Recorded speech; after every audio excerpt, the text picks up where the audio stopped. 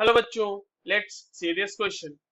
Cathode rays have one mass only, two charge only, neither mass nor charge and option 4 says mass and charge both.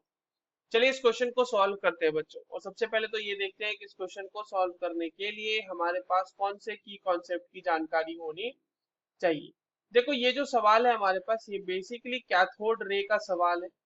Cathode ray के बारे में ही हमें पता होना चाहिए इस क्वेश्चन को सॉल्व करने के लिए।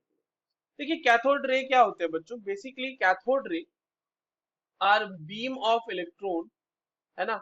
बीम ऑफ इलेक्ट्रॉन होते हैं जो कि जेनरेट होते हैं, generated by generated by cathode. Cathode से जेनरेट होते हैं इन हाई वैक्यूम ट्यूब में।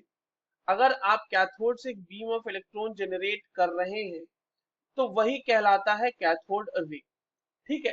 अब आप देखो कि ये एक्चुअली में इलेक्ट्रॉन ही तो है, इलेक्ट्रॉन का मतलब एक बीम ही तो है।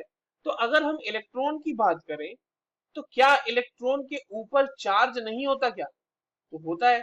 चार्ज ऑन इलेक्ट्रॉन कितना होता है? 1.6 इंटू 10⁻⁻19 कूलम।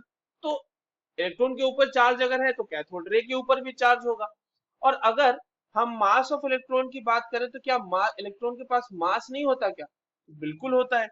तो 9.109 इंटू 10⁻⁻31 केजी इसका मास होता है। तो हम ये देख पा रहे हैं कि इलेक्ट्रॉन के पास चार्ज भी है, मास भी है।